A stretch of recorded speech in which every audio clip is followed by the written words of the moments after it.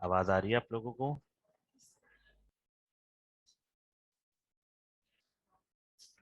ठीक है। अच्छा स्टूडेंट्स, लास्ट आपका लेक्चर हुआ था इनडायरेक्ट रिटेनर्स पे। ठीक है। अच्छा, आज जो टॉपिक पढ़ेंगे वो पढ़ेंगे impression materials and procedures for RPD. ठीक है। अच्छा, मेरे लेक्चर बना हुआ है वो मैक्रैकन की बुक से ही बना हुआ है, तो मोस्टली जो मैं रिकमेंड करूंगा मैक्रैकन से ही आपको पढ़ना है। चैप्टर नंबर 15 है। ठीक है।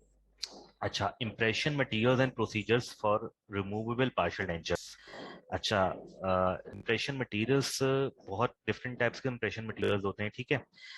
इसमें जो है हम मोस्टली जो अपने ओपीडी में यूज करते हैं रिमूवल पार्शियल टेंचर फैब्रिकेट करने के लिए, इसका इम्प्रेशन लेने के लिए जो है हम यूज करते हैं एल्जिनेट। ठीक है। अच्छा, और इसके अलावा डिफरेंट टाइप्स हैं, तो आज हम पहले इम्प्रेशन मटेरियल्स के बारे में पढ़ेंगे और फिर एल्जिनेट के बारे में हम जो है वो डिटेल में पढ़ेंगे। इस वीक आपके दोनों लेक्चर्स जो है वो इम्प्रेशन टेक्निक्स प्लस जो है आपका एल्जिनेट इम्प्रेशन मटेरियल पे लेक्चर होगा। ठीक है। अच्छा, एक मिनट रुकिएगा। अच्छा, इम्प्रेशन होता क्या है बेसिकली? एक इम्प्रेशन आपके जहन में, इम्प्रेशन एक टर्मिनोलॉजी है, तो उसको हम डिफाइन करेंगे। An impression is defined as a negative likeness of the teeth and edentulous areas where the teeth have been removed, made in plastic material which becomes relatively hard while in contact with these tissue।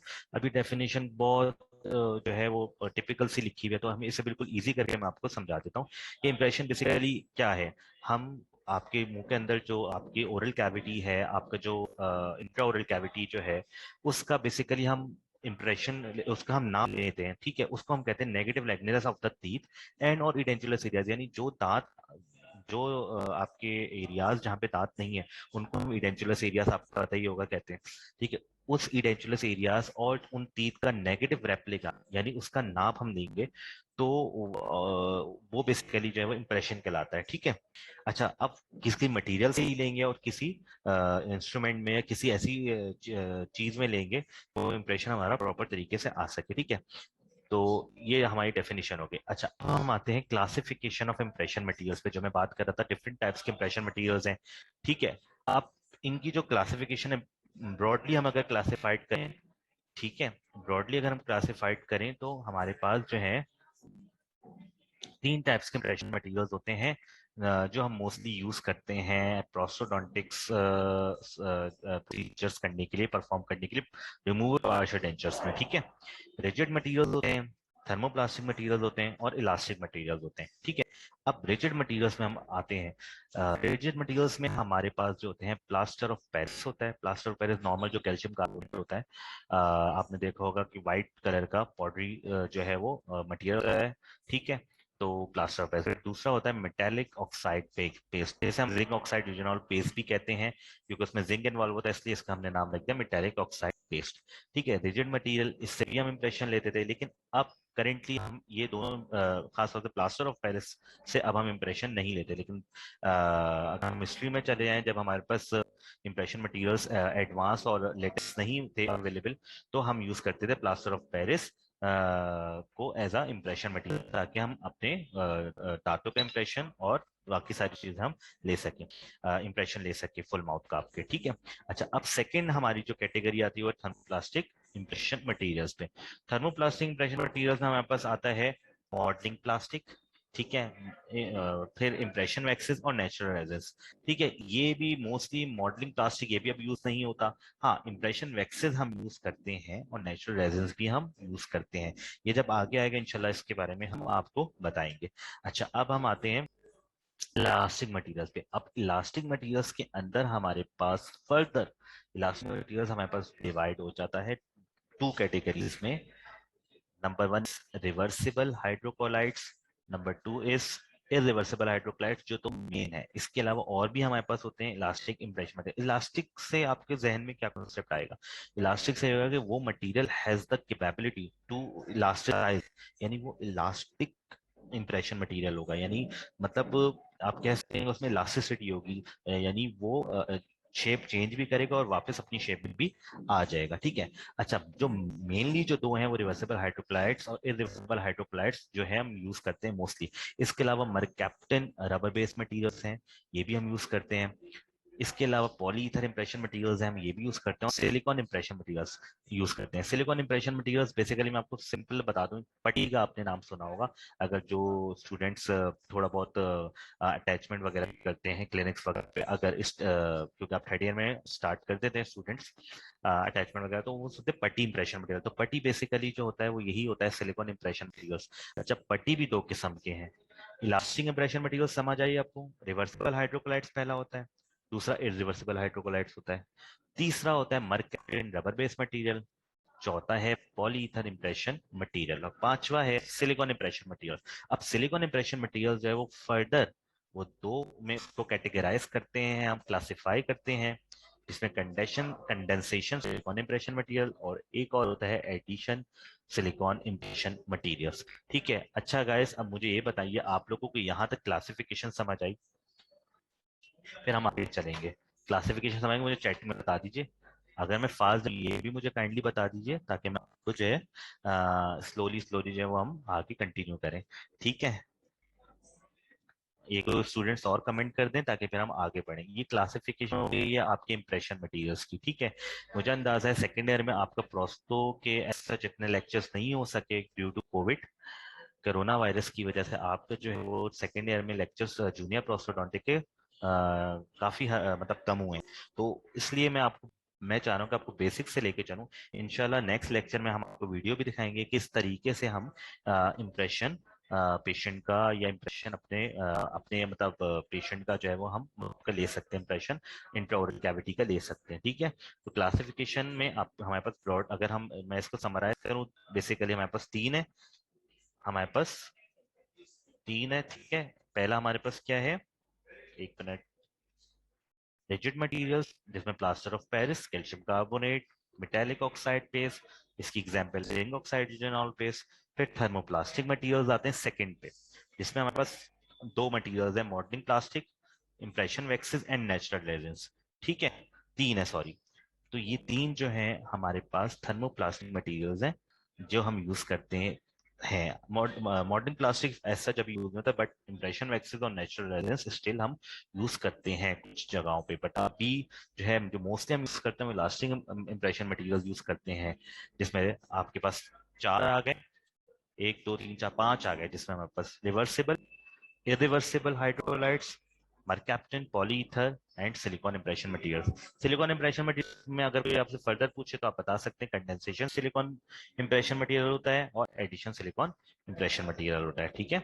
अच्छा, अब हमारा जो आज का जो main focus है, irreversible hydrocolloids. कोलाइट्स की spelling थोड़ी मिस्टेक है, तो उसके लिए आपसे एक्सक्यूज कर रहा हूँ। अच्छा, अब इरिवर्सिबल हाइड्रोकोलाइट्स, इसकी जो एग्जाम्पल है वो एल्जिनेट मटेरियल। ठीक है। एल्जिनेट बेसिकली आप लोगों ने कुछ स्टूडेंट्स ने देखा होगा, एक पिंक कलर का या लाइट पिंक कलर का एक पाउडरी पाउडर होता है, और थोड़ा सा उसमें यानी पोरस पाउडर होता है, यानी बिल्कुल इस तरीके से नहीं होता जैसे प्लास्टर ऑफ पेरिस होता है, बिल्कुल यानी थोड़ा सा ना पोरोसिटी उसमें होती है। ठीक है। अच्छा, अब एल्जिनेट को कि हम पढ़ेंगे, इंडिकेशन पढ़ेंगे, उसकी प्रॉपर्टीज पढ़ेंगे, उसके बाद हम टुवर्ड्स इसकी किस तरीके से इसको हम इंप्रेशन कंडक्ट करते हैं इसका वो पढ़ेंगे। सबसे पहला पॉइंट है, indicated for diagnostic cast, orthodontic treatments and master cards for RPD. RPD मैंने शॉर्ट फॉर्म लिखी है, आरपीडी का मतलब है रिमूवल पार्शियल डेंचर। अच्छा, एक मैं बात आपको और बता दूं कि हम एल्जिनेट का इंप्रेशन मोस्टली आपको तो 90% हम पार्शियल डेंचर्स, जब हमें फैब्रिकेट करना होता है, पेशेंट का बनाना होता है पार्शियल डेंचर, तो हम एल्जिनेट से इंप्रेशन लेते हैं। ठीक है। अच्छा, अब पार्शियल डेंचर्स जो हैं, यानी रिमूवेबल पार्शियल डेंचर्स जो हैं, वो वो दो दो टाइप्स के हैं। एक होता है एक्रेलिक रिमूवेबल पार्शियल डेंचर, और एक होता है कास्ट पार्शियल डेंचर। ये दोनों रिमूवेबल होते हैं, बट यानी हम इन्हें निकाल के रख सकते हैं। जैसे नहीं, हम उर्दू में कहते हैं बत्तीसी, बत्तीसी तो खैर वो कंप्लीट डेंचर को भी कहते हैं, 32 पहले जमाने में हम कहते थे। खैर, पार्शियल डेंचर्स, हमारे पास रिमूवेबल पार्शियल डेंचर्स दो टाइप्स के हैं। पहला हमारे पास है कास्ट पार्शियल डेंचर, दूसरा हमारे पास है acrylic partial denture. Acrylic partial denture आप लोगों ने देखा होगा कि जो एक्रेलिक मटेरियल से बना होता है। कास्ट पार्शियल डेंचर में पूरा मेटल फ्रेमवर्क होता है। ठीक है। तो रिमूवेबल पार्शियल डेंचर्स को हम फर्दर दो में डिवाइड कर देते हैं, कास्ट पार्शियल डेंचर और एक्रेलिक पार्शियल डेंचर रिमूवेबल। इसके अलावा फिक्स पार्शियल डेंचर होता है, वो इससे नहीं, मतलब फिक्स पार्शियल डेंचर जो होते हैं वो उनका इंप्रेशन भी, अगर हमें फिक्स पार्शियल डेंचर बनाना, जिसमें याद होगा क्राउन ब्रिजेस आ जाते हैं, उसमें भी हम मोस्ट ऑफ द टाइम जो है वो हम एल्जिनेट से ही इंप्रेशन लेते हैं, ठीक है। बट वो खैर वो आगे बात है। अच्छा, एल्जिनेट में पहली जो इसमें आपको पॉइंट बताया हुआ है वो ये इंडिकेटेड फॉर डायग्नोस्टिक कास्ट। आपके पास पेशेंट आता है, आपके ओपीडी में आता है कि हमें जो है वो अपने दांत बनवाने, तो हम कहते हैं कि क्योंकि कुछ कॉम्प्लेक्स केस होते हैं तो हम उसको डायग्नोस्टिक कास्ट लेते हैं। कास्ट बेसिकली क्या है कि हमने जो इंप्रेशन लिया पेशेंट का, यानी इस मटेरियल से लिया एल्जिनेट से ट्रे के अंदर, ठीक है। ट्रेस का भी हम आगे डिस्कस करेंगे, इंप्रेशन ट्रेस के बारे में भी थोड़ा हम डिटेल में जाएंगे। ट्रेस में हमने इंप्रेशन लिया और पेशेंट के मुंह में ट्रेन सेट करके इंप्रेशन ले लिया, अपर का अलग ले लिया, लोअर का अलग ले लिया, ठीक है। अब हम पेशेंट से कहते हैं कि हम आपको इस पे स्टडी करके फिर हम आपको बताएंगे कि आपका पार्शियल डेंचर किस टाइप का बनेगा। आइदर वो कास्ट पार्शियल डेंचर बनेगा या फिर वो एक्रेलिक पार्शियल डेंचर बनेगा। बनेगा तो रिमूवेबल पार्शियल डेंचर ही बनेगा, अगर पेशेंट प्रेफरेंस देता है कि मुझे तो रिमूवेबल ही बनवाना है, ठीक है। तो डायग्नोस्टिक कास्ट समझ आया क्या होता है बेसिकली। डायग्नोस्टिक कास्ट आपका वो मॉडल होता है दांतों का, या वो आप पेशेंट का मॉडल होता है मुंह का, जो हम स्टडी पर्पस के लिए हम इंप्रेशन लेते हैं, और जो हमारे पास मॉडल आता है उसको हम डायग्नोस्टिक कास्ट कहते हैं। इसके अलावा फिर हम आते हैं ऑर्थोडोंटिक ट्रीटमेंट कास्ट, यानी जब जो ये ब्रेसेस की ट्रीटमेंट कराते हैं, इसमें भी हम इंप्रेशन लेके पेशेंट के मुंह का मॉडल बना लेते हैं, ठीक है, पोरिंग करके। या massage for RPD. Removable partial denture में मास्टर कार्ड्स इंप्रेशन भी लिए जाते हैं, लेकिन बहुत रेयर होते हैं, या कॉम्प्लेक्स केस होता है। कॉम्प्लेक्स केस का मतलब समझिए कि बहुत ज्यादा टीथ मिसिंग होते हैं आपके ओरल कैविटी के अंदर, तो उसमें हम कहते हैं complex partial denture, complex removal partial denture. तो उसमें मास्टर कार्ड्स भी बनाते हैं ताकि उस पर भी हम जो है वो डिजाइनिंग कर सकें, ठीक है। मास्टर कार्ड बेसिकली डिजाइनिंग के लिए होता है। डायग्नोस्टिक कार्ड्स भी डिजाइनिंग के लिए हम यूज कर सकते हैं, और ऑर्थोडोंटिक ट्रीटमेंट कार्ड्स भी हम डिजाइनिंग के लिए ही यूज करते हैं, ठीक है। अच्छा, can be use in the presence of saliva. अच्छा, एल्जिनेट में हमें ये फायदा है कि अगर पेशेंट का मुंह बहुत सेवरी है, यानी पेशेंट बहुत ज्यादा एक्सेस सलाइवा सिक्रीट कर रहा है, उसमें भी हम ये यूज कर सकते हैं। इसकी एडवांटेज है, तो ठीक है। अच्छा, मैंने हेडिंग्स नहीं डाली है, एडवांटेज डिसएडवांटेज कॉमन, हम जाहिर सी बात है एल्जिनेट के बारे में पढ़ रहे हैं, तो हम मॉड्यूलर बेसिस पे पढ़ेंगे, उसके एडवांटेजेस भी बताएंगे आपको, उसकी डिसएडवांटेजेस भी बताएंगे, उसकी इंडिकेशन भी बताएंगे आपको, ठीक है। अच्छा, can be use in presence of saliva, ठीक है। इसे हम यूज कर सकते हैं सलाइवा के प्रेजेंस में, यानी अगर कुछ पेशेंट्स होते हैं जिनको बहुत ज्यादा एक्सेस सैलिवेशन होती है, बहुत ज्यादा मुंह के अंदर थूक आ रहा है, तो उनमें इजीली हम ये यूज कर सकते हैं। Hydrophilic in nature. अच्छा, हाइड्रोफिलिक का मैं आपको शॉर्टली इसकी डेफिनेशन बता दूं। देखिए, हमेशा जो मटेरियल्स होते हैं वो दो टाइप्स के होते हैं, या तो हाइड्रोफिलिक होते हैं या हाइड्रोफोबिक होते हैं, ठीक है। या तो उनका नेचर हाइड्रोफिलिक होता है या हाइड्रोफोबिक होता है। हाइड्रो से पता चल रहा है कि कुछ एच2 या पानी का जिक्र है। हाइड्रोफिलिक का मतलब होता है कि जैसे हम ये मटेरियल्स क्या करते हैं, जैसे ही वाटर का एक्सपोजर होता है, पानी का एक्सपोजर होता है, किसी भी लिक्विड का एक्सपोजर होता है, ये फौरन से एब्जॉर्ब कर लेते हैं। जबकि हाइड्रोफोबिक का मतलब ये होता है कि हाइड्रोफोबिक वाटर रेपेलेंट करते हैं, यानी वो वाटर रिजॉर्ब ही नहीं करते, वो वाटर को रिपेल करते हैं, यानी वो एब्जॉर्ब नहीं करते वाटर, ठीक है, वाटर को रिपेल करते हैं। लेकिन हाइड्रोफिलिक जो मटेरियल्स होते हैं, जैसे ये एल्जिनेट है, ये वाटर लविंग होते हैं, ये वाटर को जो है वाटर को एब्जॉर्ब करते हैं, ठीक है। इसलिए ये इनका नेचर हाइड्रोफिलिक होता है, यानी वाटर लिविंग नेचर होता है। तो ये हमारे लिए फायदेमंद है, अगर पेशेंट के मुंह में बहुत ज्यादा सलाइवा आ रहा है, आप ये इंप्रेशन लें तो ये एब्जॉर्ब कर लेगा saliva. Pleasant taste and smell, इसका टेस्ट और स्मेल बड़ा जबरदस्त होता है, अगर किसी ने इंप्रेशन कभी अपना करा हो तो उसे अंदाजा होगा। Non toxic, non staining and inexpensive. एक तो ये बहुत ज्यादा चीपर होता है, सबसे पहली चीज जो हम लोग पाकिस्तानी लोग सोचते हैं, ठीक है। एक नॉन टॉक्सिक होता है और नॉन स्टेनिंग होता है, यानी कोई आपके दांतों पे या वैसे आपके ओरल कैविटी में कहीं स्टेन्स नहीं आएंगे। नॉन टॉक्सिक होता है, नुकसानदेह नहीं होता, ठीक है, आपकी ह्यूमन बॉडी के लिए, आपकी ओरल कैविटी के लिए, आपके माउथ के लिए टॉक्सिक नहीं होता, ठीक है। अच्छा, कैन डिसइंफेक्टेड विद 2% ग्लूटाल्डिहाइड सॉल्यूशन। अच्छा, आपको मैं एक बात बता दूं, इंप्रेशन जब हम ले लेते हैं पेशेंट के मुंह का, पेशेंट का रिकॉर्ड कर लेते हैं impression through alginate impression material tray में। तो हम क्या करते हैं, इंप्रेशन निकालने के बाद हम डायरेक्ट पोरिंग नहीं करते हैं, हम उसे डिसइंफेक्ट भी करते हैं। तो ये मटेरियल इजीली डिसइंफेक्ट हो सकता है। और वो सॉल्यूशन कौन सा होता है, 2% ग्लूटारहेल्डिहाइड सॉल्यूशन। अच्छा, जब हम डिसइंफेक्टेंट या डिसइंफेक्शन क्रॉस इन्फेक्शन कंट्रोल का जब आपके इंशाल्लाह लेक्चर होगा या हो गया होगा, तो उसमें आपको बताया होगा ये, या इंशाल्लाह बताएंगे कि कौन कौन से सॉल्यूशंस होते हैं जिससे हम इंप्रेशन ट्रेस को, इंप्रेशन मटेरियल्स को डिसइंफेक्ट करते हैं। ठीक है, 2% ग्लूटारहेल्डिहाइड सॉल्यूशन। अच्छा, should be stored, second point, should be stored in 100% moisture and poured with 1 hour। अच्छा, इसका देखें, इसे हमें, हाँ एक चीज मैं आपको बता दूं, इसे हमें स्टोर रखना होता है। अगर फॉर एग्जांपल आपने पेशेंट का इंप्रेशन ले लिया, यानी मुंह का नाप ले लिया इंप्रेशन मटेरियल से, अब आपके पास वेटिंग पे और पेशेंट्स भी हैं, तो हमें हमें अगर इसे रखना है, यानी इसे इम्प्रेशन की इसकी जो नेचर, इसको हमें बरकरार रखना है इसके नेचर को, तो हम क्या करते हैं, इसे मॉइस्चर में रखते हैं। ठीक है, यानी इसमें हम जैसे कॉटन को वेट करके इस मटेरियल के अंदर हम रख सकते हैं, ताकि मॉइस्ट रहे मटेरियल। अगर ये मॉइस्ट नहीं होगा तो ये श्रिंक कर जाएगा, और श्रिंक कर जाएगा उसके बाद जब आप पोरिंग करेंगे बेटा, तो मॉडल आपका सही नहीं आएगा। जो इम्प्रेशन यानी जो हमारे पास कास्ट आएगा, हम मॉडल में कह रहा हूँ, इसका मतलब कास्ट जो हमारे पास आएगा, यानी नेगेटिव रेप्लिका जो पेशेंट के मुंह का आएगा, वो हमारे पास प्रॉपर नहीं आएगा, वो इरेगुलर आएगा, यानी वो सही नाप नहीं आएगा। और फिर ऑब्वियसली बात है, डेंचर भी, पार्शियल डेंचर भी सही नहीं बन पाएगा। ठीक है, should be stored in 100% moisture and poured within 1 hour. 1 घंटे के अंदर जो है वो इसे लाजमी हमें पोर्ट करना होता है। ठीक है, लो टेयर स्ट्रेंथ।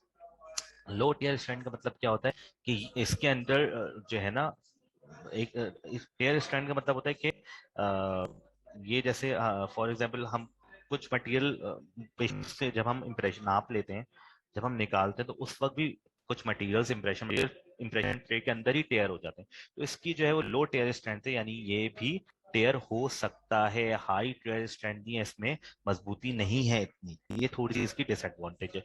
ठीक है, अच्छा, surface details less than elastomeric impression material. अब सरफेस डिटेल्स का आप सोच रहे होंगे पता नहीं ये क्या लिखा हुआ है। ये बात बता रहे हैं कि जब हम पेशेंट के मुंह का नाप लेते हैं थ्रू एल्जिनेट इंप्रेशन मटेरियल, तो ये इतना अच्छा आपको इंप्रेशन नहीं देता जो अदर इंप्रेशन मटेरियल्स देते हैं इलास्टोमेरिक, जिसमें हमारे पास आ जाता है silicone, addition silicone impression material और कंडेंसेशन सिलिकॉन इंप्रेशन मटेरियल। वो बहुत ज्यादा अच्छी डिटेल देते हैं। डिटेल्स का मतलब होता है वो बहुत ज्यादा, बहुत अच्छा मुंह का आपको, मैं बिल्कुल लेमन टर्म यूज कर रहा हूँ, लेमन लैंग्वेज यूज कर रहा हूँ, ताकि आपको जो है वो इजिली समझ आ जाए।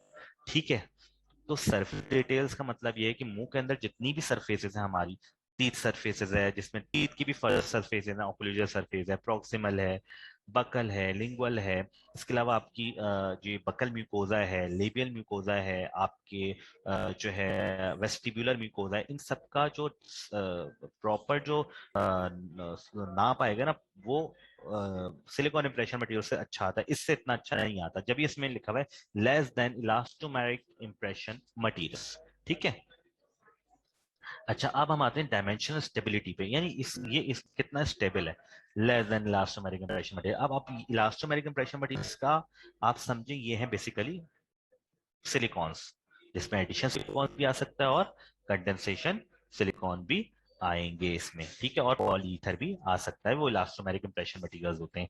ठीक है, सही है, इसको आप उससे कंफ्यूज मत कीजिएगा। Elastic impression material, elastic impression material की मैंने आपको क्लासिफिकेशन बनाई, फिर उसके अंदर जो ये वाले होते हैं आपके पास पॉलीसल्फाइड, पॉलीथर, और आपका ये कंडेंसेशन सिलिकॉन और एडिशन सिलिकॉन इंप्रेशन मटेरियल्स, ये इलास्टोमेरिक इंप्रेशन मटेरियल्स भी कहलाते हैं। ठीक है, अच्छा, डायमेंशनल स्टेबिलिटी की कम होती है। देखिए, 3 इसकी डिसएडवांटेज आपको पता चल गई। ठीक है, और हाँ, एक और पता चली कि भाई इसे 100% मॉइस्चर में स्टोर करना पड़ेगा, ताकि ये श्रिंक ना कर जाए। और अगर आपके पास टाइम, आप उसी वक्त पोरिंग करते तो ज्यादा बेहतर है, क्योंकि इसको रिकमेंडेड है कि विद इन 1 आवर लाजमी इसे आप पोर्ट कर लें। पोरिंग का मतलब क्या है कि हम जब इंप्रेशन ले लेते हैं, हम फिर डेंटल प्लास्टर से या डेंटल स्टोन जो लाइट येलो कलर का होता है उससे हम उसको हम मिक्स करके उससे हम जो है वो पोरिंग करते हैं। पोरिंग का मतलब उस यानी इम्प्रेशन जो हमारे पास है उसके अंदर हम वो मटेरियल डालते हैं ताकि हमारे वो जब ड्राई हो तो हमारे पास मॉडल आ जाता है पूरे आर्च का। ठीक है, डायमेंशन स्टेबिलिटी इसकी कम होती है। डायमेंशन स्टेबिलिटी मतलब कि इम्प्रेशन मटेरियल ये कितना स्टेबल है। ऑब्वियसली बात स्टेबल नहीं है, देखिए ना श्रिंक भी हो जाएगा, तो डायमेंशनली स्टेबल नहीं है। लेकिन तो आपके जो हम पट्टी से इंप्रेशन लेते हैं यानी कंडेंसेशन और एडिशन सिलिकॉन से जो हम इंप्रेशन लेते हैं, इसके जो इंप्रेशन मटेरियल होते हैं ये डायमेंशनली स्टेबल होते हैं एज कंपेयर टू एल्जिनेट यानी हाइड्रोक्लाइड इंप्रेशन मटेरियल। ठीक है, याद रखिएगा एल्जिनेट क्या है, इरिवर्सिबल हाइड्रोक्लाइड है। अभी हमारा इरिवर्सिबल हाइड्रोक्लाइड चल रहा है जिसमें हम एल्जिनेट के बारे में बात कर रहे हैं, जो हमारा मेन टॉपिक हमें कवर करना है। ठीक है, अब एल्जिनेट के बारे में आपने एडवांटेजेस भी पढ़ ली, डिसएडवांटेजेस भी पढ़ ली और इंडिकेशन भी पढ़ ली। ठीक है बेटा, सही है। अच्छा, अब हमारे पास पॉलीसल्फाइड इंप्रेशन मटेरियल आते हैं। अच्छा, अभी हम जो है पॉलीसल्फाइड को जो है वो गो थ्रू करेंगे। हमने एल्जिनेट को डिटेल में कर लिया क्योंकि ये हमारा मेन टॉपिक था। इसके बाद फिर हम आगे प्रोसीड करेंगे। ठीक है, अच्छा पॉलीसल्फाइड इंप्रेशन मटेरियल्स पे हम आते हैं। सबसे पहले एक काम करते हैं कि हम इन पॉली इंप्रेशन मटेरियल्स के बजाय हम जो है किस तरीके से लेंगे वो स्लाइड्स पढ़ लेते हैं। ठीक है, क्योंकि नेक्स्ट लेक्चर में इंशाल्लाह हम आपको वीडियो भी दिखाएंगे किस तरीके से हम एल्जिनेट इंप्रेशन मटेरियल से हम इंप्रेशन लेते हैं जिसमें, और एल्जिनेट है क्या। देखिए क्लासिफिकेशन आपको जो है वो समझे याद करनी पड़ेगी। ये हम अपनी जब अंडर ग्रेड्स में थे तो हम जाहिर सी बात है क्योंकि कैटेगराइज की गई है क्लासिफिकेशन आपको याद होनी चाहिए। ये वाइवा में भी आपसे पूछा जाता है कि classify irreversible hydrocolloid sorry classify impression materials, फिर आप उसे कैटेगराइज करके बताएंगे। मैंने इसलिए शुरू की स्लाइड्स पे बहुत जो है वो टाइम दिया है। अच्छा, अब हम इंप्रेशन किस तरीके से लेते हैं वो स्लाइड्स हम जो है वो अब आपके सामने जो है प्रेजेंट करेंगे। ठीक है, अच्छा इंप्रेशन ऑफ पार्शियली डेंचुलस आर्च। अच्छा याद रखिएगा पार्शियली डेंचुलस आर्च का मतलब ही यह है कि पेशेंट के मुंह के अंदर कुछ दांत मौजूद हैं। अब वो नंबर कितने प्रेजेंट है कितने मिसिंग है, ये जब हम डीएमएफटी स्टेटस लिखते हैं फॉर्म में, हिस्ट्री फॉर्म में, तो उसी वक्त हमें अंदाजा हो जाता है कि पेशेंट के कितने दांत बनेंगे। उस हिसाब से हमें इंप्रेशन मटेरियल भी डिसाइड करना है, उस हिसाब से हमें अपना पार्शियल डिजाइन भी करना है कि पेशेंट के कितने दांत लगने चाहिए। डिजाइनिंग वाला चैप्टर तो ये नहीं है, ये बेसिकली इंप्रेशन टेक्निक्स और इंप्रेशन मटेरियल्स के बारे में आपको इसमें बताना है। Impression techniques and procedures for impression, किस तरीके से हम लेते हैं इंप्रेशन टेकिंग। अच्छा, अब हम आते हैं impression of partially edentulous arch का हम किस तरीके से इंप्रेशन लेते हैं। Elastic impression materials are used for making impressions of partially edentulous arch. पहला पॉइंट आपको मैंने बता दिया, इलास्टिक इंप्रेशन मटेरियल्स को यूज किया जाता है पार्शियली ई डेंचुलस आर्च के इंप्रेशन के लिए। वैद आइदर वो ऊपर का हो आइदर वो नीचे की आर्च हो, यानी मिक्सलरी आर्च का हो या मैंडिबुलर आर्च का हो। This is due to the presence of undercuts in the partially edentulous mouth. अब ये पॉइंट आपको थोड़ा सा स्लाइटली मुश्किल लगेगा कि अंडरकट्स के मायने क्या होते हैं। अंडरकट्स बेसिकली देखें जो टीथ आपके ओरल कैविटी में मौजूद है, आपकी मैक्सिलरी आर्च में मैंडिबुलर आर्च में, अगर नेचुरल टीथ है ना उनके साथ आपको अंडरकट्स मिलते हैं। अंडरकट्स बेसिकली गम लेवल पर होते हैं और इन अंडरकट्स को हम रिकॉर्ड नहीं करते इंप्रेशन में तो आपका डेंचर सही नहीं बनता। ठीक है, तो इस वजह से हम इलास्टिक इंप्रेशन मटेरियल्स को यूज करते हैं पार्शियल डेंचर बनाने के लिए। क्यों? This is due to the presence of undercuts in the partially edentulous mouth. ठीक है, अच्छा अब हमारे पास ये आ गए तीनों मटेरियल्स क्या है, क्या हमारे पास अवेलेबल है इंप्रेशन करने के लिए पार्शियल डेंचर के। और पार्शियल डेंचर भी तीन किस्म के हैं जिनमें हम रिमूवेबल पढ़ रहे हैं तो रिमूवेबल पार्शियल डेंचर्स हमारे पास दो हैं, कास्ट पार्शियल डेंचर और एक्रेलिक पार्शियल डेंचर। ठीक है, सही है। अच्छा बेटा मुझे ये बताएं यहाँ तक आप लोगों को समझ आ रहा है या फिर मैं बस ऐसे ही बोले जा रहा हूँ और आप बस जो है वो सर से सुन रहे हैं। काइंडली मुझे कमेंट्स में बताएं चैट में, आप लोगों को यहाँ तक समझ आया सर? सब बच्चे, सब स्टूडेंट बताएं बेटा। थोड़ा सा मुझे ऐसा खुद लग रहा है शायद मैं फास्ट जा रहा हूँ, लेकिन आपको अगर समझ आ रहा है तो कोई ऐसा मसला नहीं है। ठीक, हमने अभी तक क्या क्या कर लिया? हमने अभी तक क्या क्या कर लिया बेटा? हमने कर लिया है इंप्रेशन, इंप्रेशन की डेफिनेशन। ठीक है, हमने इंप्रेशन की डेफिनेशन कर ली है। इसके अलावा हमने इंप्रेशन मटेरियल्स को कैटेगराइज कर लिया है, यानी क्लासिफाई कर लिया इंप्रेशन मटेरियल्स को। इसके अलावा जो है हमने एल्जिनेट के बारे में पढ़ा है। एल्जिनेट की इंडिकेशन, यानी कब इंडिकेट होता है, एल्जिनेट की कॉन्ट्राइंडिकेशन। क्यों कॉन्ट्राइंडिकेशन की हमने बता दिया, due to due to its disadvantage. Disadvantage भी हम आपको बता चुके हैं। ठीक है, एल्जिनेट की हमने डिटेल में भी डिस्कस कर लिए, लो टेयर स्ट्रेंथ। इसके अलावा आपका और क्या क्या था? ये इसे हम स्टोर करना पड़ता है किसमें, हमें इसको किसमें स्टोर करना पड़ता है? मॉइस्चर में स्टोर करना पड़ता है, और 1 घंटे के अंदर पोर भी करना है। लेकिन सरफेस डिटेल भी अच्छी रिकॉर्ड नहीं करता, यानी मुंह का अच्छा इंप्रेशन नहीं लेता, क्योंकि ये मुंह का इंप्रेशन भी अच्छा नहीं लेता। सही है। और इसके अलावा जो है डायमेंशन स्टेबिलिटी भी इसकी कम है बेटा, as compare to elastomeric impression material. सही है।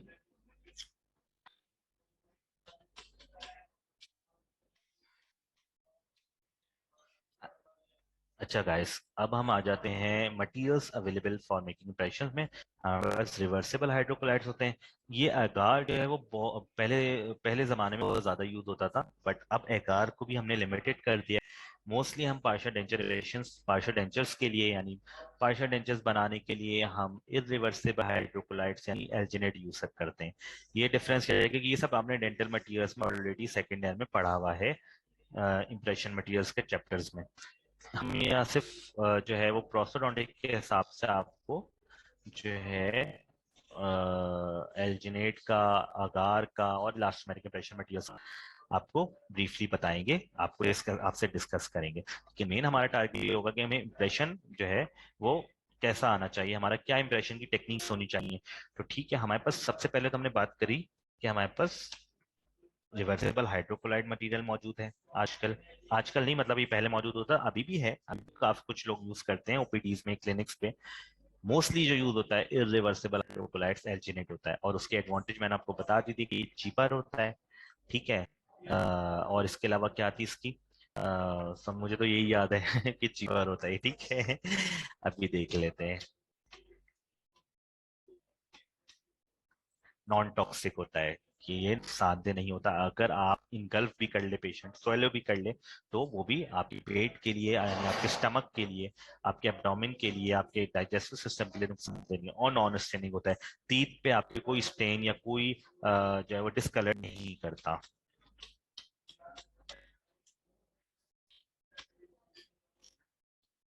अच्छा, हम करते हैं steps in making impression. Steps in impression making, जब हम इंप्रेशन ले रहे होते हैं, अब आप इमेजिन कर सकते हैं कि किस तरीके से जो है ना हम इंप्रेशन ले रहे हैं। इसकी वीडियो में इंशाल्लाह आपको फ्राइडे को जो हमारा लेक्चर होगा उसमें आपको दिखाऊंगा, आपको और जो है वो अच्छे से समझ आएगा जब आप उससे जो है वीडियो को प्रॉपर तरीके से जो है वो आप देखेंगे। ठीक है, जब तक आप नहीं देखेंगे आपको थोड़ा बहुत मुश्किल होगी। अच्छा, सबसे पहले हम पढ़ते हैं steps in impression making. Steps अच्छे से आपको आने चाहिए, इसलिए मैंने इसे कंसाइज करके टू द पॉइंट लिखा है। Position of patient and dentist. Dentist की पोजीशन कैसी है होनी चाहिए, और पेशेंट की पोजीशन कैसी होनी चाहिए। सेकंड नंबर में मोस्ट इंपॉर्टेंट स्टेप आता है ट्रे सिलेक्शन का। ठीक है, तीसरे नंबर पे आता है mixing the material and loading into the tray. ये भी इंपॉर्टेंट स्टेप है। अगर मिक्सिंग प्रॉपर नहीं हुई भी होगी, या मिक्सिंग टाइम आपने बढ़ा दिया, मटेरियल सेट होने लगता है, मटेरियल ड्राई होने लगता है, फिर वो मटेरियल प्रॉपर इंप्रेशन नहीं ले पाता ओरल कैविटी का, आपके रिमेनिंग नेचुरल टीथ का, इडेंटुलस एरिया का भी इंप्रेशन नहीं ले पाता, जहाँ पे दांत हमें बनाने हैं, जहाँ पे हमें पार्शियल डेंचर बनाना है। ठीक है, mixing the material and loading into the tray. Impression making and removal. ठीक है, ये आपके पास चौथा स्टेप है। ठीक है, और हाँ, ये भी इम्पोर्टेंट तो है, जाहिर सी बात है, जब हम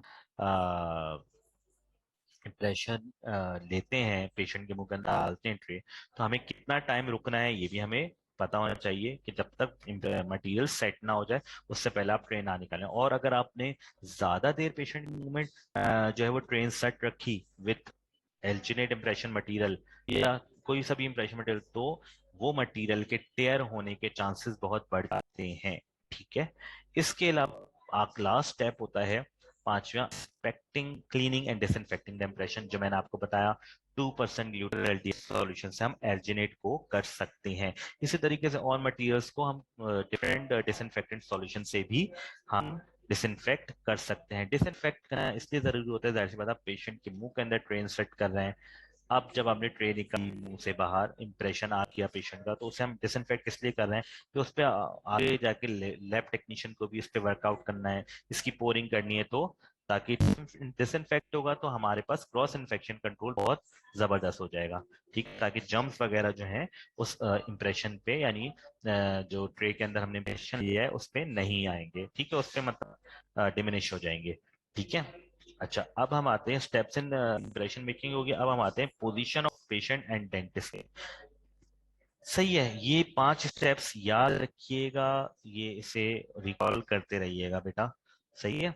position of patient and dentist, tray selection, mixing the material and loading into the tray, impression making and removal and impression making and removal. ये वो बात कर रहे हैं जब हम इंप्रेशन, हमने पेशेंट के मुंह में इंप्रेशन ट्रे डाल दी है, इंप्रेशन मटेरियल के साथ पेशेंट के मुंह के अंदर इंप्रेशन ट्रे डाल दी है, इंसर्ट कर दी है, उसे रिमूव हम किस तरीके से करें वो भी हमारे पास, हमें रिमूवल का भी जो है वो हमें तरीका पता होना चाहिए, उसका प्रॉपर हमें गाइडलाइन होनी चाहिए हमें हमारे पास।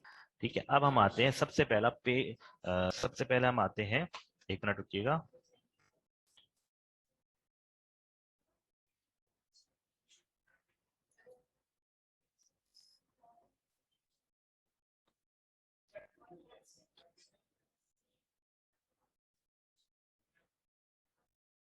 अच्छा, मैंने अभी आप लोगों की चैट्स देखी है, मैं अंडरकट के बारे में भी थोड़ा आपको बताऊंगा और नॉन टॉक्सिक का भी मैं आपको बता दूंगा। ठीक है, सही है।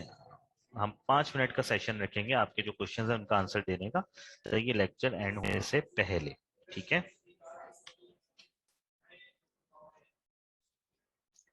अच्छा, position of patient and dentist.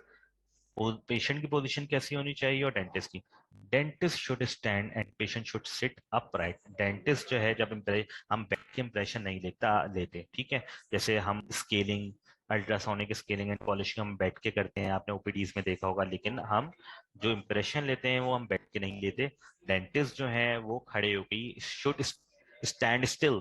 ठीक है। और पेशेंट को हम कहते हैं कि वो डेंटल यूनिट पे यानी चेयर पे स्ट्रेट बैठे। ठीक है, यूं जो है वो टिल्टेड ना हो, बिल्कुल प्रॉपर स्ट्रेट बैठे। ठीक है।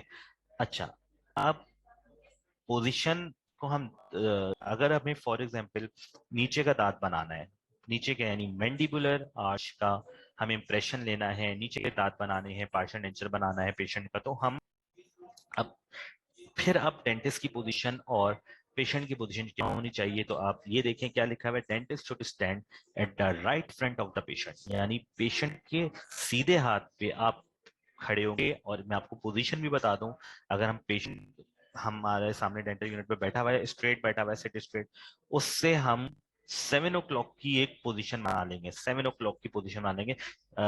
हम लोअर का इंप्रेशन लेंगे, लोअर आर्च का यानी लोअर मैंडिबुलर आर्च का। तो क्या लिखा है, डेंटिस्ट शुड स्टैंड, खड़ा रहेगा eight the right front of the patient, यानी पेशेंट के सीधे हाथ की तरफ, यानी 7 o'clock। ठीक है। अच्छा, आप इसी तरीके से जब हम मैक्सिलरी का इंप्रेशन लेते हैं, मैक्सिलरी आर्च का, तो उसमें डेंटिस्ट पे खड़ा हुआ नहीं होता, इसलिए इन्होंने लिख दिया dentist should stand at the right rear of the patient. Rear का मतलब कि राइट पे पेशेंट के नहीं खड़ा होगा, पेशेंट के राइट साइड पे तो खड़ा होगा लेकिन बैक पे खड़ा होगा, यानी पेशेंट के हेड पे खड़ा होगा, 12 o'clock की पोजीशन पे खड़ा होगा। तो ठीक है, यानी स्टैंड करेगा डेंटिस्ट।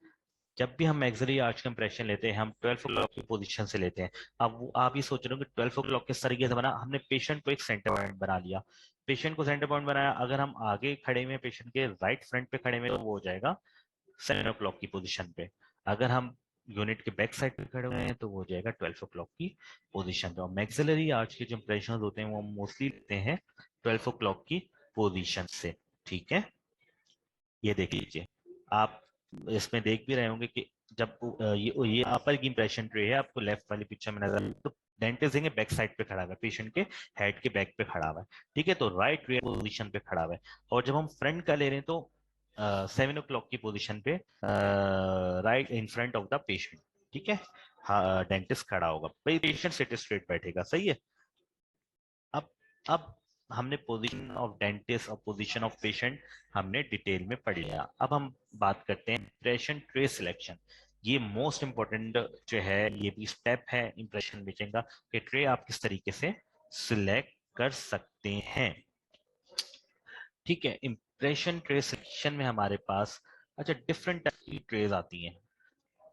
पार्शियल डेंचर्स के लिए वेदर ग्लास पार्शियल डेंचर हो, वेदर वो एक्रेलिक पार्शियल डेंचर हो, बट रिमूवेबल पार्शियल डेंचर हो या फिक्स पार्शियल डेंचर हो, हम जो ट्रेस यूज करते हैं उस ट्रेस का नाम होता है स्टॉक ट्रेस।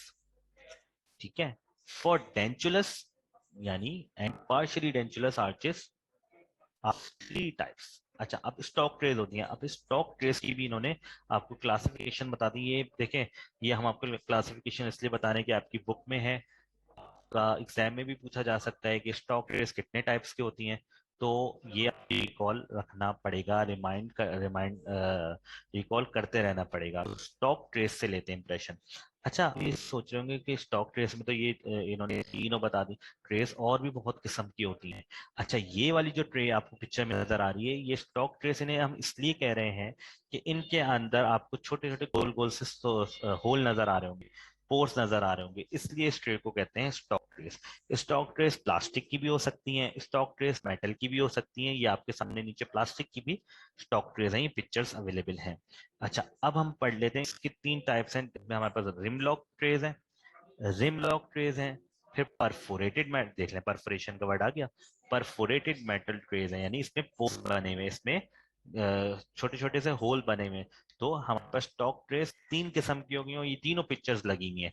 एक परफोरेटेड मेटल ट्रेस, नीचे आप देखें plastic disposable trays, plastic disposable trays, और राइट साइड पे आप पिक्चर देखेंगे rim lock trays. Rim lock trays का मतलब क्या है, इसके अंदर परफोरेशन नहीं होती, इसके अंदर छोटे छोटे ये होल्स नहीं होते।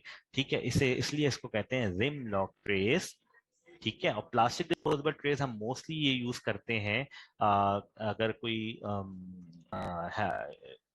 इन्फेक्शियस डिजीज का पेशेंट आता है आपके ओपीडी में, आपकी क्लिनिक पे, जिसमें फॉर एग्जांपल हमारे पास हैप बी, हैप सी, एड्स के पेशेंट्स आते हैं या टीबी के पेशेंट्स आते हैं, तो हम उसमें ये स्टॉक ट्रेस यूज करते हैं। कौन सी वाली, प्लास्टिक डिस्पोजेबल ट्रेज वाली। और ऑर्थोडोंटिक ट्रीटमेंट में भी हम ये यूज कर लेते हैं, क्योंकि ब्रेसेस लगे हुए होते हैं तो ये पेशेंट को कन्वीनियंट रहता है, क्योंकि हमें ड्यूरिंग ऑर्थोडोंटिक ट्रीटमेंट में हमें इंप्रेशंस रिपीट करने पड़ते हैं। रिपीट नहीं, मतलब हमें इंप्रेशंस देने पड़ते हैं ताकि फर्दर हम केस को है कंटिन्यू कर सकें, केस को आगे प्रोसीड कर सकें ऑर्थोडोंटिक केस को। ठीक है।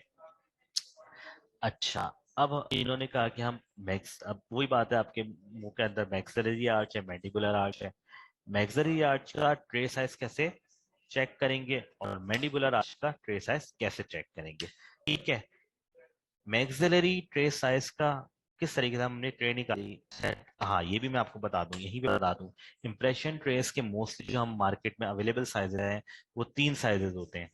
चौथा साइज भी अवेलेबल होता है, लेकिन तीन साइजेस होते हैं, जिसमें स्मॉल साइज, मीडियम साइज और लार्ज साइज। ये मैं आपको बता दूं, ये रिम लॉक ट्रेस और परफोरेटेड मेटल ट्रेस के साइजेस अवेलेबल हैं। प्लास्टिक ट्रेस के जो साइजेस होते हैं वो मीडियम, स्मॉल, लार्ज के नेमिंग से नहीं आते हैं, वो नंबरिंग से आते हैं। ठीक है, वो जब इंशाल्लाह मैं आपको वो भी नेक्स्ट लेक्चर में जरूर दिखाऊंगा। जो प्लास्टिक इंप्रेशन ट्रेस होती हैं हमारे पास, डिस्पोजेबल प्लास्टिक इंप्रेशन ट्रेस, उनपे नंबरिंग हुई हुई होती है, उस नंबर के हिसाब से हम यूज करते हैं।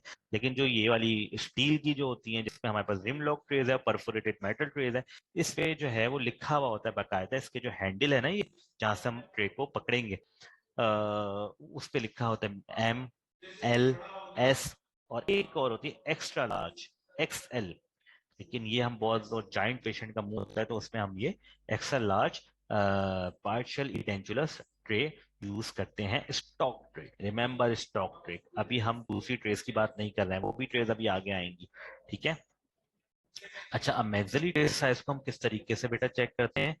मैक्सिलरी ट्रे साइज को इस तरीके से हम चेक करते हैं, there should be a clearance of 5 to 7 mm between the inner fringes of the tray and facial surface of teeth and edentulous ridge. अच्छा, हमने अभी इम्प्रेशन मटेरियल नहीं डाला, हमने ट्रे निकाली, हमने पेशेंट के मुंह में चेक करा कि हाँ ये ट्रे पेशेंट को सीट हो रही है या नहीं। तो उस सीटिंग के दौरान वो कह रहे हैं कि इतना डिस्टेंस जरूर होना चाहिए दांत और इम्प्रेशन ट्रे के दरमियान, इम्प्रेशन ट्रे के दरमियान और दांत के दरमियान 5 to 7 mm का मिनिमम नहीं डिस्टेंस होना चाहिए, ताकि उस डिस्टेंस में मटेरियल आएगा, मटेरियल फ्लो करेगा। जब हम ट्रे के अंदर जब हम ट्रे के अंदर मटेरियल डाल के जब हम ट्रे के अंदर मटेरियल डाल के पेशेंट के मुंह के अंदर वापस ट्रे रखेंगे, तो वो जो ये डिस्टेंस है ना 5 to 7 mm का, वो मटेरियल ऑक्यूपाई करेगा, ठीक है। तो हमें जब ट्रे पेशेंट के मुंह के अंदर डालनी है, स्टॉक ट्रे, इंप्रेशन लेने के लिए, चेक करने के लिए कि इंप्रेशन ट्रे सही सीट कर रही है या नहीं कर रही है, तो उस दौरान हमें सिर्फ एक अंदाजन देखना है कि 5 to 7 mm का डिस्टेंस होना चाहिए between the impression tray margin और टीथ मार्जिन, ठीक है, inner phalanges of the tray, यानी हाँ, यानी जो मैं कह रहा हूँ ना मार्जिन ऑफ द ट्रे, वो इनर फेलेंजेस यानी अंदर बाहर की ट्रेस की भी तो ये देखे ना, दो सरफेसेस हैं, एक तो ये सरफेस है यानी इनर सरफेस है, और एक आउटर सरफेस है। जो इनर फेरेंजिस वाला सरफेस है, ये है इस पॉइंट से लेके दांत की जो सरफेस है, लेबियल सरफेस, उस तक का जो डिस्टेंस मिनिमम होना चाहिए, ये क्लियरेंस होनी चाहिए, वो 5 to 7 mm की होनी चाहिए, ताकि इंप्रेशन मटेरियल जो है उसके अंदर वो स्पेस जो है वो ऑक्यूपाई कर सके, ठीक है। ये मैंने बहुत ज्यादा आपको प्रॉपरली गाइड कर दिया है, इमेजिन करके भी आप जो है आपको समझ आ रहा होगा इंशाल्लाह, hopefully. Tray should cover the desired anatomic area. अब दूसरी चीज क्या है कि हम जो कर रहे हैं मैक्सिलरी ट्रे को, तो हम ये जरूर देखें कि हमारा जो एरिया हमें चाहिए, जो एरिया हमें रिक्वायर्ड है डेंचर बनाने के लिए, ईडेंचुलस एरिया जहाँ पे दांत नहीं है और डेंचुलस एरिया जहाँ पे दांत हैं, वो प्रॉपर रिकॉर्ड हो रहे हैं या नहीं, यानी वो प्रॉपर उन पे ट्रेस हीट हो रही है या नहीं, ट्रे उनको कवर कर रही है या नहीं, इंप्रेशन ट्रे, स्टॉक ट्रे, ठीक है। इसी तरीके से लास्ट पॉइंट है, to large or tray may be difficult to insert. अगर फॉर एग्जांपल पेशेंट के मीडियम ट्रे लगनी थी, आपने लार्ज डाल दी, तो वो बहुत, एक तो इंसर्ट करना बड़ा मुश्किल होगा और उसे फिर रिमूव करना भी बहुत मुश्किल होगा, और पेशेंट को भी बहुत ज्यादा तकलीफ होगी, ठीक है। और देख लें लिखा हुआ है साफ, too large or tray may be difficult to insert, insert करने में मुश्किल होगी, और अगर आप इंसर्ट कर भी लेते हैं, and may interfere with the coronoid process of the mandible, क्योंकि वो ट्रे इंटरफेयर करेगी coronoid process of the mandible पे, क्योंकि मैंडिबल के आपको पता है दो प्रोसेसेस होते हैं, एक कंडाइलर प्रोसेस होता है, कोरोनाइड प्रोसेस होता है। तो ये किससे इंटरफेयर कर जाएगी ट्रे? अगर हम मीडियम ट्रे वाले पेशेंट में हम लार्ज ट्रे उसके मुंह में, तो वो कोरोनाइड प्रोसेस से जो है वो इंटरफेयर करेगी, ठीक है। अच्छा, अब चेकिंग मैंडिबुलर ट्रे साइज। अब मैंडिबुलर ट्रे साइज को किस तरीके से हम चेक करते हैं? There should be a clearance, वही बात है 5 to 7 mm इतना डिस्टेंस होना चाहिए, इतनी क्लियरेंस होनी चाहिए, ताकि जब हम इंप्रेशन ट्रे के अंदर हम मटेरियल डाल के जब हम पेशेंट का इंप्रेशन ले, तो वो मटेरियल, ये जो डिस्टेंस है, ये जो क्लियरेंस है, वो ऑक्यूपाई करे, वो कवर करे। There should be a clearance of 5 to 7 mm between the tray and tooth surface and ridge. If tray extends too far in the lingually, अभी हम नीचे की बात करें, अगर ट्रे बहुत ज्यादा लिंगोली एक्सटेंड करे, यानी एक्सटेंड करे, यानी बढ़ रही है, there is a tendency to trap the tongue, और ये टेंडेंसी है कि उसमें आपकी टंग जो ट्रैप हो जाएगी, फंस जाएगी, और फ्लोर ऑफ द माउथ जो है वो ट्रैप हो सकता है। इसका मतलब इंप्रेशन फिर सही नहीं आएगा, यानी मैंडिबुलर लिंगुअल ट्रे जो है वो हमारी अगर एक्सटेंड कर गई लिंगुअल, यानी जबान की तरफ, यानी आपका हलक की तरफ अगर ली गई, ज्यादा एक्सटेंड कर गई, तो वो ट्रैप हो सकती है इंप्रेशन ट्रे, और इस वजह से इंप्रेशन प्रॉपर नहीं रिकॉर्ड होगा मैंडिबुलर आर्च का। Tray is held in the right hand. अच्छा, ये एक और पॉइंट इन्होंने इंपॉर्टेंट बताया कि कभी भी लेफ्ट लेफ्ट हैंडी तो भी चलो वो लेफ्ट हैंड से करेंगे, लेकिन मोस्टली वो ये रिकमेंड करते हैं ट्रे को जो है वो आप राइट हैंड में जो है वो उसे हेल्ड होल्ड करें, ठीक है। Left thumb and index fingers are used to manipulate the right corner of the mouth. अच्छा, लेफ्ट थंब यानी उल्टे हाथ का, उल्टे यानी लेफ्ट हैंड का थंब, और इंडेक्स फिंगर यानी जो हमारी पहली फिंगर होती है उसको हम यूज करते हैं manipulate right corner of the mouth, यानी हम जो ये कॉर्नर्स ऑफ द माउथ है ना इसको हम रिट्रैक्ट करते हैं, चेक करते हैं कि ट्रेस साइज प्रॉपर है या नहीं मैंडिबुलर में भी और मैक्सिला में भी, ठीक है। अच्छा, थोड़ा एक पॉइंट पढ़ लेते हैं बस यहाँ पे जो है ना, हम ये हम लास्ट लास्ट स्लाइड पढ़ेंगे मिक्सिंग से पहले ट्रेस का हम पार्ट कवर कर लेंगे, ठीक है। As the right flange of tray is rotated towards mouth. अच्छा, इसमें ये बोल रहे हैं कि राइट फ्लैंज ऑफ ट्रे यानी ट्रे का राइट फ्लैंज, कौन सी ट्रे की बात हो रही है? मैंडिबुलर ट्रे की बात हो रही है, मैंडिबुलर इंप्रेशन ट्रे की बात हो रही है, यानी स्टॉक ट्रे की बात हो रही है। वो ये बोल रहे हैं कि ट्रे का राइट फ्लैंज रोटेट करता है टुवर्ड्स द माउथ, मुंह की तरफ, प्रेसेस द लोअर लिप यानी लोअर लिप को डिप्रेस करेगा, and stretch the right corner of the mouth with the left thumb and index finger. Basically वो तरीका बता रहे हैं आपको, हम मतलब बुक के अंदर ये बता रहे हैं कि मैंने आपको बताया था ना कि हम ट्रे को तो राइट हैंड से पकड़ेंगे, ठीक है, और उसका जो हैंडल दिया है वो से पकड़ेंगे। लेफ्ट हैंड और उसकी इंडेक्स फिंगर और उसके थंब से हम क्या करेंगे कि हम लोअर को डिप्रेस कर सकते हैं लेफ्ट थंब से, और स्ट्रेच कर सकते हैं right corner of the mouth को इंडेक्स फिंगर से भी और थंब से भी, ठीक है, ताकि ट्रे अच्छी तरीके से हमें पता चल जाए सीट हो रही है या नहीं हो रही है। अब एक्सटेंडिंग एन इम्प्रेशन ट्रे, ये भी एक थोड़ा बड़ा टॉपिक है। बात का ये होता है कि पेशेंट कि आपने लार्ज ट्रे भी इंसर्ट कर दी, लेकिन पेशेंट का बहुत मुंह है, एक्स्ट्रा लार्ज ट्रे अवेलेबल नहीं है, मैंडिबुलर ट्रे मोस्टली, तो हम क्या करते हैं कि वैक्सिस से भी इंप्रेशन ट्रे के साइज को बढ़ा लेते हैं। और किस साइड पे बढ़ाते हैं? लिंगुअली, यानी जबान की तरफ, जबान की डायरेक्शन में, ठीक है, टुवर्ड्स द थ्रॉट, ठीक है।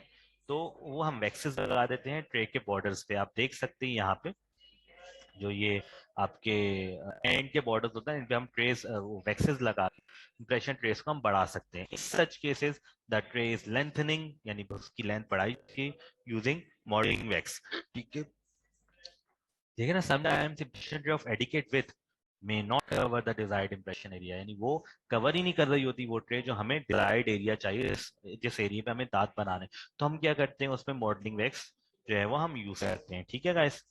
चलें, अच्छा यहाँ तक हमारा जो है वो 23 स्लाइड्स तक हो गया है कंप्लीट। इसमें बीच में जो मटेरियल की स्लाइड्स छोड़ी हैं वो भी मैं आपको इंशाल्लाह नेक्स्ट लेक्चर थोड़ा सा हमारा एक्सटेंसिव होगा, सही है। अच्छा, अब मैं आपके चैट्स के सवाल दे देता हूँ। अच्छा गाइस, से पहले तो हमारी अटेंडेंस मार्क होगी, ठीक है, तो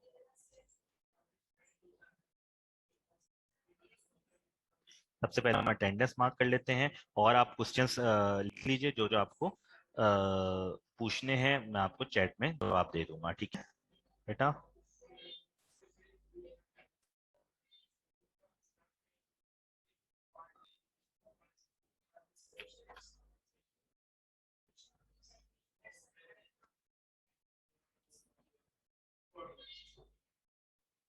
आप लिख सकते हैं चैट में जो भी क्वेश्चंस आपको पूछने हैं, अब तक जितना हमने पढ़ा उसमें आपको कुछ अगर समझ नहीं आया हो बेटा, ठीक है।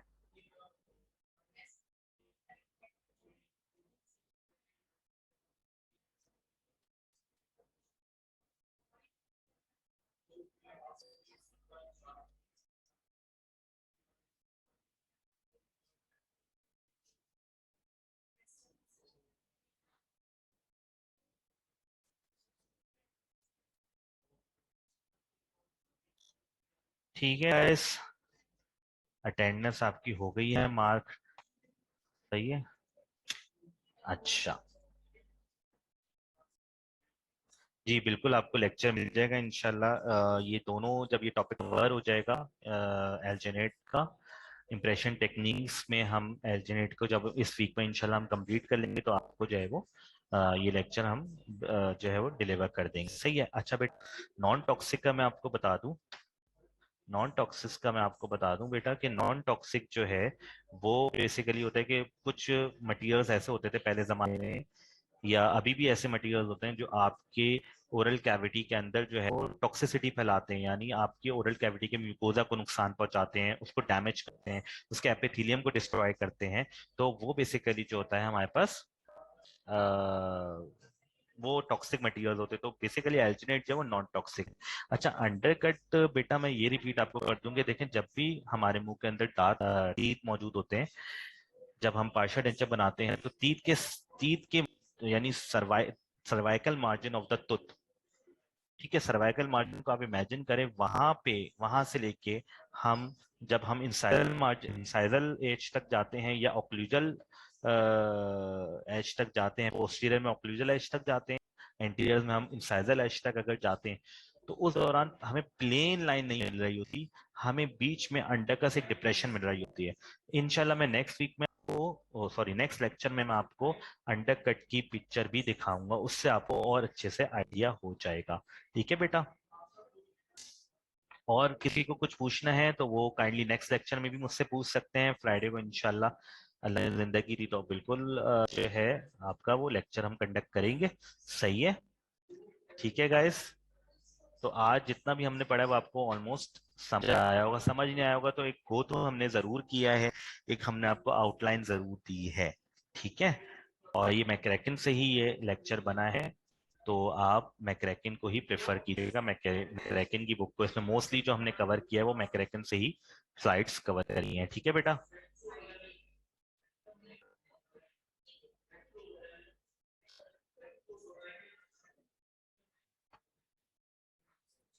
ठीक है गाइस, लेक्चर हम एंड कर रहे हैं, फिर इंशाल्लाह हम जो है वो फ्राइडे को आपको वीडियो भी दिखानी है, आपको मुझे अंडरकट की पिक्चर भी दिखानी है, और ये एल्जिनेट को हमें कंप्लीट करना है। हमें एल्जिनेट को कंप्लीट करने के बाद हमारे पास अगर